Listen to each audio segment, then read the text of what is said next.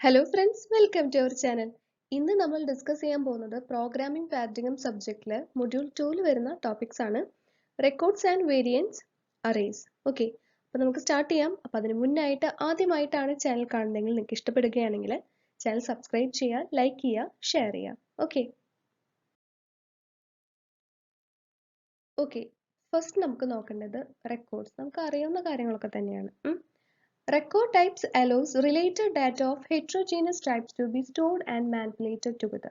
അപ്പോൾ റെക്കോർഡ് എന്ന് പറയുന്നത് എന്താ, ഒരു ഡാറ്റ ടൈപ്പ് ആണ്. അവിടെ എന്ന് പറയുമ്പോൾ ഡിഫറെൻറ്റ് ടൈപ്സിലുള്ള ഡാറ്റാസ് എന്ത് ചെയ്യുന്നുണ്ട്, സ്റ്റോർ ചെയ്യാൻ പറ്റും. ഓക്കെ, അറിയാവുന്ന കാര്യം തന്നെയാണ്. അപ്പോൾ Algol 68C common list use the structure instead of record. Record also called structure, struct അല്ലെങ്കിൽ കോമ്പൗണ്ട് ഡാറ്റ അങ്ങനെയും പറയാം റെക്കോർഡിന്. ഓക്കെ, അപ്പോൾ Algol 68C അതുപോലെ തന്നെ ഡിസ്പ്ലേ ആകുമ്പോൾ സ്ട്രക്ചർ ആണ് യൂസ് ചെയ്യുന്നത്. അതുപോലെ Fortran 19 simply call its records types. Structure in C++ are defined as a special form of class. Java uses classes in all cases. ഇതാണ് റെക്കോർഡ്സ് എന്ന് പറയുമ്പോൾ അതിൻ്റെ ബേസിക് ആയുള്ളൊരു കാര്യം എന്ന് പറയുന്നത്. ഓക്കെ,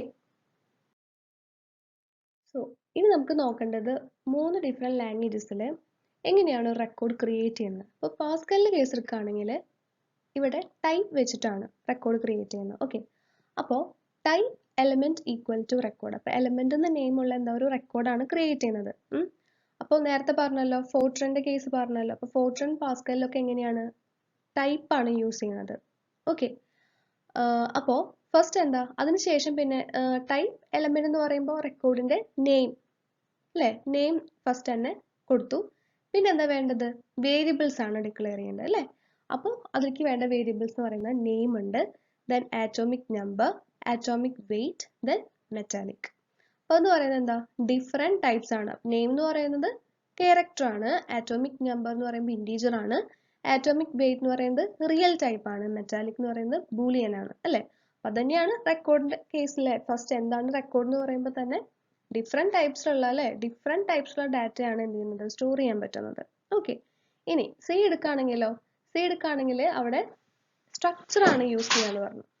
ഓക്കെ, അപ്പോൾ അവിടെ സ്ട്രക്ട് എലിമെന്റ് അല്ലേ, struct element, then name, character, atomic number, int, then atomic weight, double, then metallic, boolean. ഇനി ML മെഷീൻ ലാംഗ്വേജ് ആകുമ്പോൾ എങ്ങനെയാണ്, ടൈപ്പ് എലമെന്റ്, അവിടെ വേരിയബിൾസ് എന്ന് പറയുന്നത് നെയിം, സ്ട്രിങ് ആണ്, then atomic weight, int, atomic number, int, atomic weight, real, then metallic, boolean type. Okay, അപ്പം അങ്ങനെയാണ് 3 different ലാംഗ്വേജസിൽ എന്ത് ചെയ്തത്, റെക്കോർഡ് ക്രിയേറ്റ് ചെയ്തത്. ഓക്കെ, ദെൻ അപ്പോൾ റെക്കോർഡ് എന്ന് പറയുമ്പോൾ എന്താ, ഡിഫറെൻറ്റ് ടൈപ്സിലുള്ള ഡാറ്റാസ് ആണുള്ളത്. അപ്പോൾ അതിലെ ഓരോ എലമെന്റ്സ് എന്ന് പറയുന്നതും എന്താണ്, ഫീൽഡ്സ് ആണ്. അതായത് ഓരോ കമ്പോണന്റും പറയുന്നത് എന്താണ്, ഫീൽഡ് എന്നാണ് പറയുന്നത്. Each of the record components is known as field. To refer to given field of a record most languages use dot notation. അപ്പോൾ അതിന് എക്സാമ്പിൾ ആണ്, ഇപ്പോൾ ഇലമെന്റ് എന്ന് പറയുന്ന റെക്കോർഡ് അല്ല, അപ്പോൾ ഇലമെന്റ് ഇപ്പോൾ കോപ്പർ ആണെന്ന് വിചാരിക്കാം. അപ്പോൾ എങ്ങനെയാണ് റെഫർ ചെയ്യുക, അതായത് കോപ്പർ നെയിം എങ്ങനെയാണ് റെഫർ ചെയ്യാൻ നോക്കുക. അപ്പോൾ copper dot name of 0 equal to C, then copper dot name of 1 equal to U. Okay, അപ്പം അങ്ങനെയാണ് റെക്കോർഡിലുള്ള ഫീൽഡ്, ഓക്കെ, റെക്കോർഡിൽ വരുന്ന ഫീൽഡ് റെഫർ ചെയ്യുന്നത് എങ്ങനെയാണ്, ഡോട്ട് വെച്ചിട്ടാണ് ചെയ്യുന്നത്. ഇനി മെഷീൻ ലാംഗ്വേജിന്റെ കേസ് എടുക്കുമ്പോൾ മെഷീൻ ലാംഗ്വേജ് എന്ന് പറയുന്നത് മറ്റുള്ള ലാംഗ്വേജ് പോലെയല്ല. ഇവിടെ എന്ന് പറഞ്ഞാൽ machine language differs from most languages in specifying that the order of record field is insignificant. അപ്പോൾ അതിനൊരു എക്സാമ്പിൾ ആണ് കൊടുത്തിട്ടുള്ളത്. അപ്പോൾ name equal to CU. Okay, കോപ്പറിൻ്റെ ഇതാണ്, then atomic number, atomic weight, അതിൻ്റെ മെറ്റാലിക്. അപ്പോൾ അതിൻ്റെ ഓരോ ഓർഡർ ആണ് പറയുന്നത്, റെക്കോർഡ് ഫീൽഡിൽ വരുന്ന order with value. Okay, then ഇനി നമുക്ക് നോക്കേണ്ടത് memory layout and its impact. അപ്പോൾ റെക്കോർഡ്സ് ഓൾസോ കോൾ സ്ട്രക്ചർ അല്ലേ, അതായത് സി ലാംഗ്വേജിൽ സ്ട്രക്ചർ ആണ് യൂസ് ചെയ്യുന്നത്. അപ്പോൾ നേരത്തെ പറഞ്ഞ എക്സാമ്പിൾ നമ്മൾ നോക്കുമ്പോൾ അപ്പോൾ ഒരു സ്ട്രക്ചർ എന്ന് പറഞ്ഞാൽ എന്താ, ഗ്രൂപ്പ് ഓഫ് ഐറ്റംസ് ആണ്. അപ്പോൾ അതിലെ ഓരോ ഐറ്റംസും ഐഡന്റിഫൈ ചെയ്യുന്നത് എങ്ങനെയാണ്, ഐഡന്റിഫയർ വെച്ചിട്ടാണ് ഐഡന്റിഫൈ ചെയ്യുന്നത്. അപ്പോൾ ഒരു സ്ട്രക്ചറിന്റെ ടോട്ടൽ മെമ്മറി എന്ന് പറയുന്നത് എങ്ങനെയാണ്? Sum of the memory of all the data types അല്ലെ? അതിലേക്ക് വരുന്ന ആ റെക്കോർഡിൽ വരുന്ന ആ സ്ട്രക്ചറിൽ വരുന്ന ഡിക്ലെയർ ചെയ്തിട്ടുള്ള വേരിയബിൾസ് എന്ന് പറയുന്നത് ഡിഫറെന്റ് ടൈപ്സിലായിരിക്കാം. അപ്പൊ അതിൻ്റെയൊക്കെ സമ്മാണ്, അതിൻ്റെയൊക്കെ മെമ്മറി സമ്മാണ് ടോട്ടൽ മെമ്മറി എന്ന് പറയുന്നത്. സ്ട്രക്ചറിന്റെ ടോട്ടൽ മെമ്മറി എന്ന് പറയുന്നത് sum of memory of all the data types. Okay, അപ്പോൾ ഇവിടെ അതാണ് കൊടുത്തിരിക്കുന്നത്. അപ്പോൾ ഓരോ വേരിയബിൾസ് എടുക്കുന്ന ബൈറ്റ്, അതായത് അതിന്റെ മെമ്മറി എന്ന് പറയുന്നത് എന്താ? ഡിഫറെന്റ് ആണ് അല്ലെ? അപ്പോൾ ഇവിടുത്തെ ഒരു കേസ് പറയുകയാണെങ്കിൽ അതിന്റെ മെമ്മറി, അതായത് ഓരോ ടൈപ്പിന്റെയും മെമ്മറി എന്ന് പറയുന്നത്, ആ ബൈറ്റ് എന്ന് പറയുന്നത് എന്ത് ചെയ്യാൻ പറ്റില്ല? ഷെയർ ചെയ്യാനായിട്ട് പറ്റില്ല. അതാണ് ഓരോന്നും ഡിഫറെന്റ് പൊസിഷനിലാണ് അല്ലെ? അതായത് നെയിം എന്ന് പറയുന്നത് ഫസ്റ്റ് എന്തായിരുന്നു? നെയിം ആണ്. പിന്നെ ആറ്റോമിക് നമ്പർ ആണ്, ആറ്റോമിക് വെയിറ്റ്, മെറ്റാലിക്. അപ്പോൾ 4 എന്ന് പറയുന്നതും 4 ഡിഫറെന്റ് ടൈപ്സിലാണ് വരുന്ന വേരിയബിൾസ് ആണ് അല്ലെ? അപ്പോൾ നെയിമും ആറ്റോമിക് നമ്പറും ഒരിക്കലും ഒരുമിച്ച് ആക്കാൻ പറ്റില്ല. അതായത് അതിന്റെ ബൈറ്റ് ഷെയർ ചെയ്യാനായിട്ട് പറ്റില്ല. ഓക്കെ, അപ്പൊ അതാണ് പറയുന്നത്. അപ്പോൾ അതുകൊണ്ട് തന്നെ ഇവിടെ എന്തുണ്ട്? ഒരു അലൈൻമെന്റ് റെസ്ട്രിക്ഷൻ വരുന്നുണ്ട് അല്ലെ? അതായത് ബൈറ്റ് ഷെയർ ചെയ്യാനായിട്ട് പറ്റുന്നില്ല, ഓരോ ടൈപ്പിന്റെയും മെമ്മറി ഷെയർ ചെയ്യാനായിട്ട് പറ്റുന്നില്ല. ഓക്കെ, അപ്പൊ ഇവിടെ എന്ത് സംഭവിക്കും? The alignment restriction lead to the shaded holes. Okay, then ഇനി നമുക്ക് നോക്കേണ്ടത് വേരിയന്റ് റെക്കോർഡ്. സി ലാംഗ്വേജിൽ ഓൾസോ കോൾഡ് യൂണിയൻ. അപ്പോൾ യൂണിയൻസ് വേരിയന്റ് റെക്കോർഡ്. അപ്പോൾ എന്ന് പറയുന്നത് എന്താണ്? ഒരു വേരിയബിൾ ടൈപ്പ് ആണ് that may hold different type of members of different sizes. ഇവിടെ യൂണിയനിൽ വരുന്ന മെമ്പേഴ്സിന് എല്ലാം തന്നെ സെയിം മെമ്മറി ഷെയർ ചെയ്യാൻ പറ്റും. പക്ഷേ അറ്റ് എ ടൈം ഒരു ടൈപ്പിന് മാത്രമാണ് എന്ത് ചെയ്യാൻ പറ്റുള്ളൂ? അക്സസ് ചെയ്യാനായിട്ട് പറ്റുള്ളൂ. Okay, allows the programmer to specify that certain variables should be allocated on top of one another. അതായത് sharing the same bytes in memory. Okay, ഇനി നോക്കേണ്ടത് ഓവർലേ സ്പേസ്. അതായത് only one member can contain value at any given time. Okay, special data type allows to store different data types in the same memory location. ഇനി ഇവിടുത്തെ size എന്ന് പറയുന്നത് overall size of this union would be that of its largest member. Okay, then two main purposes of union. അതിൽ first പറയുന്നത് unions allow the same set of bytes to be interpreted in different ways at different times. നേരത്തെ പറഞ്ഞ case. Then to represent alternating sets of field within a record. ഇതാണ് two main purposes of union. Okay, ഇനി നമുക്ക് നോക്കേണ്ടത് arrays. So ഒരു array എന്താന്നുള്ള കാര്യം നമുക്ക് എല്ലാവർക്കും അറിയാവുന്ന കാര്യമാണ്, കാരണം പ്രോഗ്രാംസ് ചെയ്തുള്ള ആൾക്കാരാണ് അല്ലേ? അപ്പോൾ arrays are the most common and important composite data types. ഒരു അറേ എന്ന് പറയുമ്പോൾ അവിടെ ഹോമോജീനിയസ് ഡാറ്റ എലമെന്റ്സ് ആണ് വരുന്നത് അല്ലെ? സെയിം ടൈപ്പിലുള്ള എലമെന്റ്സ് ആണ് വരുന്നത്. അതിലെ ഓരോ എലമെന്റ്സും എങ്ങനെയാണ് ഐഡന്റിഫൈ ചെയ്യുന്നത്? ബൈറ്റ്സ് പൊസിഷൻ അല്ലെ? പൊസിഷൻ, അതുപോലെ തന്നെ relative to the first element.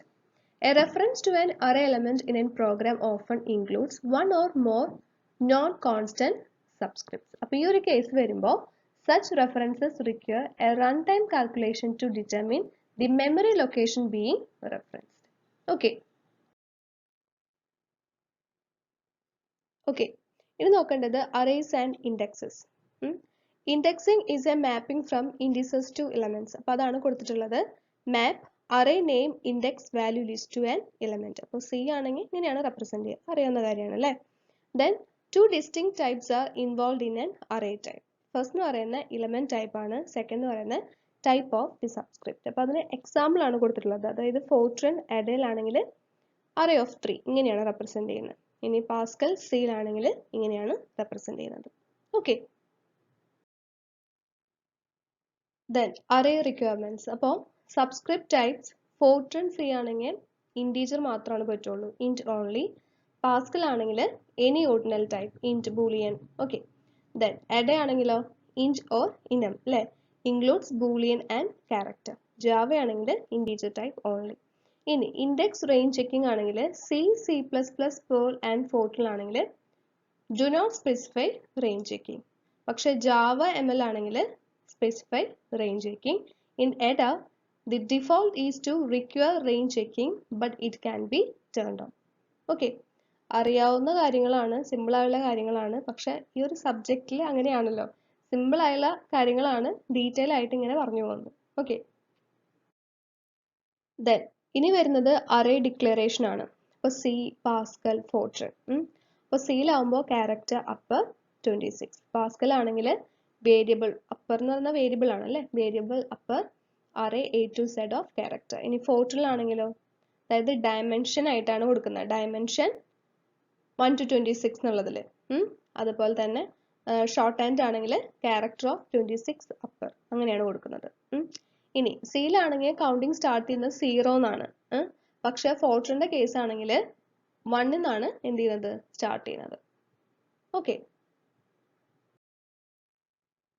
Then ഇനി വരുന്നത് അറേ ഇനീഷ്യലൈസേഷൻ ആണ്. അപ്പോൾ ഒരു അറേ ഇനീഷ്യലൈസേഷൻ ചെയ്യാന്ന് പറഞ്ഞാൽ എന്താ, അതായത് കുറച്ച് ലിസ്റ്റ് ഓഫ് വാല്യൂസ് അല്ലെ അറേയിലേക്ക് കൊടുക്കുക. A list of values that are put in the array in the order in which the array elements are stored in memory. ഇപ്പോൾ C++ ആണെങ്കിൽ വാല്യൂസ് എങ്ങനെ കൊടുക്കുക, ബ്രേസസിലായിട്ടാണ് വാല്യൂസ് കൊടുക്കുന്നത്. ഓക്കെ, അതുപോലെ തന്നെ ആഡ, ഫോർട്രൻ, അതിലുള്ള അറേ ഇനീഷ്യലൈസേഷൻ ആണ് കൊടുത്തിട്ടുള്ളത്. ഇനി പാസ്കൽ ആൻഡ് മോഡുലർ 2 ആണെങ്കിൽ അവിടെ അറേ ഇനീഷ്യലൈസേഷൻ ഇല്ല. Pascal and modular 2 do not allow array initialization. Okay, then ഇനി നോക്കേണ്ടത് അറേ ലേഔട്ട്സ്. അപ്പോൾ എന്താണ് ഒരു അറേ ലേഔട്ട് എന്ന് പറഞ്ഞാൽ, array layout refers to the order in which array elements are stored in memory. Okay, അപ്പോൾ layout makes a big difference for access speed. One trick in high performance computing is simply to set up your code to go in row major order. അത് detail ആയിട്ട് പറയുന്നുണ്ട്. അതിൽ 2 layout strategies for arrays. First എന്ന് പറയുന്നത് contiguous elements, second one row pointers. Okay, so layout of arrays. അപ്പോൾ അതിൽ first എന്തായിരുന്നു, contiguous elements ആയിരുന്നല്ലേ. അപ്പോൾ അതിൽ തന്നെ രണ്ട് ക്ലാസിഫിക്കേഷൻ പോലെ വരുന്നുണ്ട്. റോ മേജർ ലേഔട്ട് ഉണ്ട്, അതുപോലെ തന്നെ കോളം മേജർ ലേഔട്ട് ഉണ്ട്. അപ്പോൾ അതിൽ റോ മേജർ ലേഔട്ട് എന്ന് പറയുമ്പോൾ each row of array is in A contiguous chunk of memory. ഇനി കോളം മേജർ ലേഔട്ട് എന്ന് പറയുമ്പോൾ each column of array is in N contiguous chunk of memory. അപ്പോൾ ഇത് കുറച്ചുകൂടെ ഡീറ്റെയിൽ ആയിട്ട് എക്സാമ്പിൾ വെച്ചിട്ട് പറയുന്നുണ്ട്, അപ്പോൾ കുറച്ചും കൂടെ മനസ്സിലാവും. അപ്പോൾ ഇത് ജസ്റ്റ് എന്താണെന്ന് മാത്രം ഒന്ന് നോക്കി വെക്കുക. ഓക്കെ, സെക്കൻഡ് എന്തായിരുന്നു, റോ പോയിന്റർ ലേഔട്ട് ആയിരുന്നു അല്ലേ, അതായത് an array of pointers to rows laying anywhere in memory. Then first എന്തായിരുന്നു, contiguous elements ആണ് അല്ലേ. അപ്പോൾ അതിൽ ഫസ്റ്റ് എന്തായിരുന്നു, കോളം മേജർ. അപ്പോൾ ഇവിടെ consecutive memory location hold elements that differ by 1 in initial subscript. അതായത് a of 2 4 is followed by a of 3 4. അപ്പോൾ ഇനീഷ്യൽ സബ്സ്ക്രിപ്റ്റ് എന്ന് പറയുമ്പോൾ 2 എന്നുള്ളത് എന്താ, 3i അല്ലേ, differ by 1 in initial subscript. അപ്പോൾ എന്ന് പറയുന്നത് ഓൺലി ഇൻ ഫോർട്രൻ. ഇനി റോ മേജർ ആണെങ്കിൽ consecutive memory location hold elements that differ by 1 in final subscript. അപ്പോൾ എന്തായിരിക്കും ഇവിടെ, 4 എന്നുള്ളത് 5 ആണ് അല്ലേ. So a of 2 4 is followed by a of 2 5. ഫസ്റ്റത്തെ സെയിം ആണ്, രണ്ടാമത്തെ അതായത് ഫൈനൽ സബ്സ്ക്രിപ്റ്റ് ആണ് എന്ത് സംഭവിച്ചിട്ടുള്ളത്, ചേഞ്ച് സംഭവിച്ചിട്ടുള്ളത്. എന്ന് പറയുന്നത് used by everybody else. Okay, അപ്പോൾ ഇതാ ഒരു 2 dimensional അറേ റെപ്രസെൻറ്റേഷൻ ആണ് കൊടുത്തിട്ടുള്ളത്. അപ്പോൾ രണ്ട് രീതിയിൽ അറേ ഓഫ് എലമെന്റ്സ് എന്ന് പറയുന്നത് സ്റ്റോർ ചെയ്യാം, ഒന്നെങ്കിൽ റോ മേജർ ഓർഡറിലായിരിക്കാം അല്ലെങ്കിൽ കോളം മേജർ ഓർഡറിലായിരിക്കാം. ഒരു റോ മേജർ ഓർഡർ എന്ന് പറയുമ്പോൾ അവിടുത്തെ എലമെന്റ്സ് എന്ന് പറയുന്നത് the elements of a are contiguous in memory. അതായത് ഫസ്റ്റ് ഇവിടുന്ന് സ്റ്റാർട്ട് ചെയ്യുകയാണെങ്കിൽ ഇങ്ങനെ കണ്ടിന്യൂസ് ആയിട്ട് അടുത്ത റോയിലേക്ക് പോവും, പിന്നെ അടുത്ത റോയിലേക്ക് പോവും, ഇങ്ങനെ പോവും. ഇനി കോളം മേജർ ഓർഡർ ആണെങ്കിലോ ഫസ്റ്റ് കോളം അല്ലേ, എലമെന്റ്സ് എന്ന് പറയുന്നത് എങ്ങനെയാണ്, കണ്ടിന്യൂസ് ആയിട്ടാണ് പോകുന്നത് അല്ലേ. അതായത് ഇവിടെ നിന്ന് ഇങ്ങോട്ട് column, first column then second column, ഇങ്ങനെ ഈ ഒരു ഓർഡറിലായിരിക്കും പോവുക. ഓക്കെ, ഇനി ഇവിടെ ഷെയ്ഡ് കൊടുത്തിട്ടുണ്ട് അല്ലേ, ഈ ഒരു ഏരിയ എന്ന് പറയുന്നത് ഷെയ്ഡഡ് ആണ്. രണ്ട് ഏരിയ എന്ന് പറയുന്നത് കേഷ്യ ലൈൻസ് ആണ്. ഓക്കെ, ദെൻ ഇനി നോക്കേണ്ടത് റോ പോയിന്റേഴ്സ് ആണ്. അപ്പോൾ row pointers and option in C എന്ന് പറയുന്നത് allows rows to be put anywhere. Nice for big arrays on machines with segmentation problems. അപ്പോൾ എന്ന് പറയുന്നത് അവോയ്ഡ്സ് മൾട്ടിപ്ലിക്കേഷൻ, അതുപോലെ nice for matrix whose rows are of different length. Example പറയുന്നത് an array of strings. അപ്പോൾ ഇവിടെ എങ്ങനെയാണ് pointers ആണ് വരുന്നത് അല്ലേ? അതുകൊണ്ട് തന്നെ എന്താ require extra space for the pointers. Okay, അപ്പോൾ നേരത്തെ പറഞ്ഞതിന് എക്സാമ്പിൾ ആണ് കൊടുത്തിട്ടുള്ളത്. അപ്പോൾ ഇവിടെ ലെഫ്റ്റ് സൈഡിൽ കണ്ടിന്യൂസ് അറേ ലൊക്കേഷനും റൈറ്റ് സൈഡിൽ റോ പോയിന്റേഴ്സ് ആണ് കൊടുത്തിട്ടുള്ളത്. അപ്പോൾ രണ്ട് കേസ് വെച്ചിട്ട് എന്താണ്, അതായത് ഇൻഡിവിജ്വൽ ക്യാരക്ടറിനെ എന്ത് ചെയ്യണം, അസസ് ചെയ്യണം. അപ്പോൾ ഈ ഒരു എക്സാമ്പിളിൽ ഡേയ്സ് ആണ് കൊടുത്തിട്ടുള്ളത്. അപ്പോൾ ലെഫ്റ്റ് സൈഡ് നോക്കുമ്പോൾ ഇവിടെ കണ്ടിന്യൂസ് അറേ ലൊക്കേഷൻ ആണ്. ഇവിടെ എന്ന് പറയുന്നത് 2 ഡയമെൻഷണൽ അറേ ആണ്. ഡേയ്സ് അങ്ങനെ കൊടുത്തിട്ടുണ്ട്. അപ്പോൾ ഇവിടെ അസസ് ചെയ്യണത് ഡേയ്സ് 2, 3. അപ്പോൾ 2, 3 എന്ന് പറയുന്നത് എന്താ, സബ്സ്ക്രിപ്റ്റ് ആണ് അല്ലേ? ഡബിൾ സബ്സ്ക്രിപ്റ്റ് ഉപയോഗിച്ചിട്ടാണ് എന്ത് ചെയ്യുന്നത്, ഇൻഡിവിജ്വൽ ക്യാരക്ടറിനെ അസസ് ചെയ്യുന്നത്. അപ്പോൾ ഡേയ്സ് 2, 3 എന്ന് പറയുമ്പോൾ, അപ്പോൾ 2 എന്ന് പറയുമ്പോൾ എന്താ റോ ആണ്, 3 എന്ന് പറയുന്നത് കോളം ആണ്. അപ്പോൾ സെക്കൻഡ് റോ അതായത് ട്യൂസ്ഡേ അല്ലേ, ട്യൂസ്ഡേയിൽ തേർഡ് കോളം എന്ന് പറയുമ്പോൾ എസ് ആണ്. എസ് എന്നുള്ള ക്യാരക്ടറിനെ എന്ത് ചെയ്തു, അസസ് ചെയ്യാണ്. സെയിം സംഭവം തന്നെ ഇവിടെ എന്താ, പോയിന്റേഴ്സ് വെച്ചിട്ട് എന്ത് ചെയ്യുന്നു, അസസ് ചെയ്യുന്നു. Okay, the declaration on the right is a ragged array of pointers to array of characters. Okay, അപ്പോൾ ഇവിടെ ഇങ്ങനെ സ്ലാഷ് ബോക്സ് ഉണ്ടല്ലോ എന്ന് പറയുന്നത് നൾ ബൈറ്റ്സ് ആണ്. അതുപോലെ ഷെയ്ഡ് ചെയ്തിരിക്കുന്ന ഏരിയ ഉണ്ടല്ലോ, ഷെയ്ഡഡ് ഏരിയസ് എന്ന് പറയുന്നത് ഹോൾസ് ആണ്. ഓക്കെ, ഇനി വരുന്നത് അറേ സ്ലൈസ്. അപ്പോൾ സ്ലൈസ് എന്ന് പറഞ്ഞാൽ എന്താ, ഒരു സെക്ഷൻ, അതായത് ഒരു അറേയിലെ ഒരു rectangular portion of an array. Okay, a slice is some substructure of an array, nothing more than a referencing mechanism. അപ്പോൾ ഒരു എക്സാമ്പിൾ ആണ് കൊടുത്തിട്ടുള്ളത് ഫോർട്രൺ 90. അപ്പോൾ അതിൻ്റെ സിൻടാക്സ് ആണ് ഇൻറ്റീജർ ഡയമെൻഷൻ എ 10, 10 മാത്ത്. അപ്പോൾ ഇവിടെ മാത്ത് 1,1:4, അതായത് ദി ഫസ്റ്റ് കോളം. ഇനി മാത്ത് 1:4,2, അതായത് ദി സെക്കൻഡ് റോ. ഇനി അറേ ആണെങ്കിൽ math array 1 to 10, 1 to 10 of real.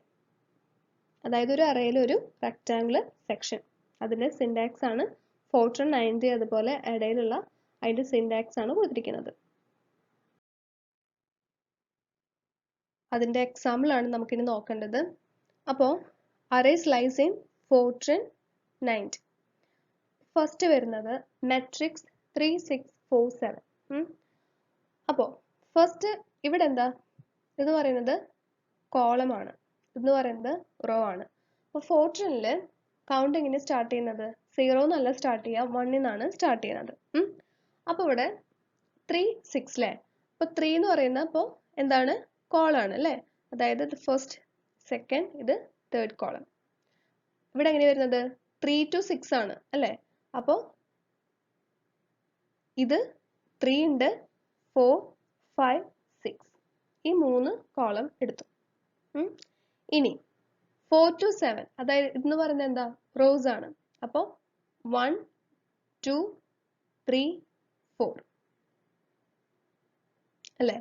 Then ഇവിടെ 4 to 7 ആണ്. അപ്പോൾ 4 തൊട്ടിട്ട് 7 വരെയുള്ള റോസ് നോക്കി. അപ്പോൾ കോളംസ് നോക്കുമ്പോൾ എങ്ങനെയാണ്, 3 to 6, അതുപോലെ തന്നെ അതിൻ്റെ റോ എന്ന് പറയുന്നത് 4 to 7. അപ്പോൾ ഈ ഒരു സെക്ഷനാണ് എടുക്കുന്നത്. ഓക്കെ, ഇനി ഈ ഒരു എക്സാമ്പിൾ നോക്കുമ്പോൾ മെട്രിക്സ് 6 എന്നുള്ളത് സ്റ്റാർട്ട് ചെയ്തു, അതായത് കോളം 6 എന്നുള്ളത് സ്റ്റാർട്ട് ചെയ്തു, എൻഡ് പറഞ്ഞിട്ടില്ല. ഓക്കെ, നെക്സ്റ്റ് എന്താ, 5. അപ്പോൾ ആറാമത്തെ കോളം 1, 2, 3, 4, 5, 6 അല്ലേ, ആറാമത്തെ കോളം. എത്ര വരെയാന്നുള്ളത് പറഞ്ഞിട്ടില്ല. അപ്പോൾ ഇവിടെ തൊട്ടുള്ളത് ഫുള്ള് എടുക്കാം. ഇപ്പോൾ 6 കഴിഞ്ഞിട്ട് പിന്നെ ഇവിടെ 8 അങ്ങനെ വന്നു വിചാരിക്കുക. അപ്പോൾ 8 വരെ പറ്റുള്ളൂ. അപ്പോൾ ഇവിടെ പറഞ്ഞിട്ടില്ല, എൻഡ് പറഞ്ഞിട്ടില്ല. അപ്പോൾ 6 തൊട്ടുള്ളത് ഫുള്ള് നോക്കുകയാണ്.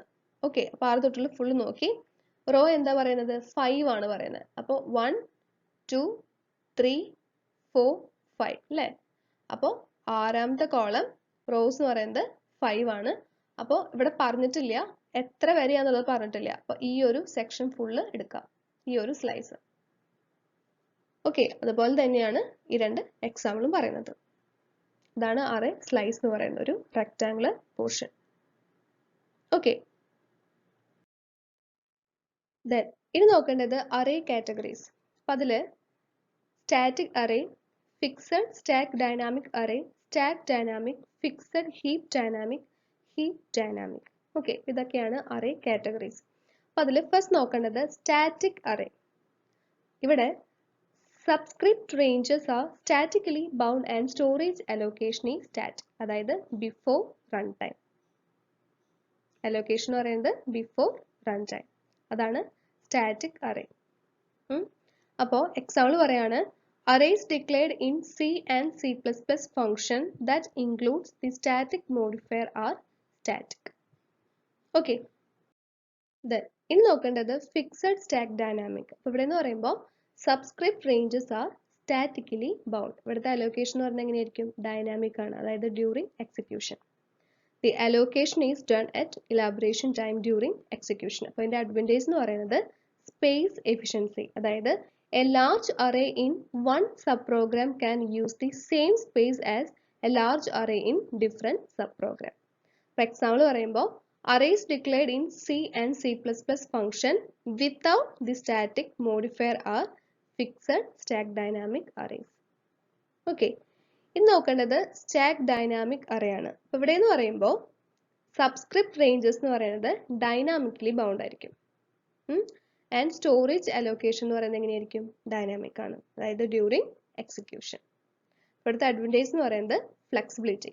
The size of the array is not known until the array is about to be used. Okay, simple ആയുള്ള കാര്യങ്ങളാണ്. ഇനി വരുന്നത് ഫിക്സഡ് ഹീപ്പ് ഡൈനാമിക് അറേ. അപ്പോൾ എന്ന് പറയുന്നത് similar to fixed stack dynamic. ഇവിടെ storage binding is dynamic but fixed after allocation.